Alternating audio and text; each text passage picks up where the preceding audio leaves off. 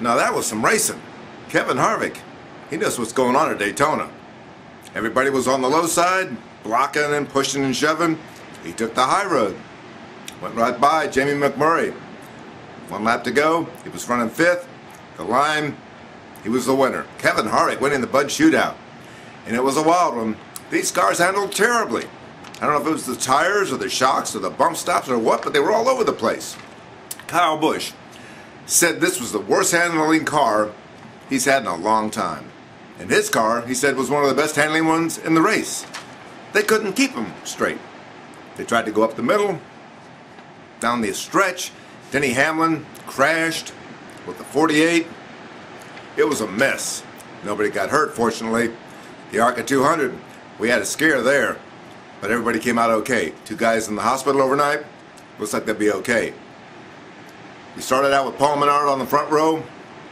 For the Bud Shootout, he was never a factor. Lap 5 into the race, 75 laps. Joey Logano crashes out, along with Scott Speed and Robbie Gordon and David Reagan. Just bumped up. The way things go, somebody checks up, 3 rows behind, don't have a chance. A lot of crashes, a lot of spins, a lot of bumping and shoving, a lot of good saves.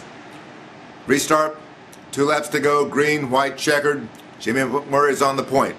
Jack Roush Ford, Donnie Wingo's his crew chief. Looks like he's a sitting duck, right? Right behind him, 48 and 24. Jeff Gordon, Jimmy Johnson. They could have had him high, they could have taken him low.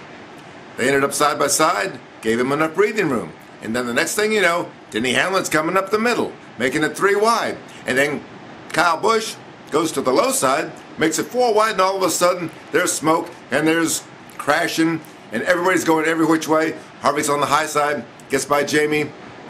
1-2. Kevin Harvick, Jamie McMurray. Kevin said, hey, if this is the kind of racing we get when we don't have testing in January, just leave January blank on my calendar for next year. Me, I think the handling was so bad that while the racing was good for the fans, the 80,000 or so that were there, I think that NASCAR does need to have testing in January next year. I think that NASCAR could take a look at this race and say, hey, it was a great thing to watch, and these guys did earn their money, but the cars, they were a flop. They were all over the place. But it was good racing. If you weren't here, you missed a good one. Mike Mulhern for MikeMulhern.net, Daytona Speedway. The Bud Shootout, Kevin Harvick.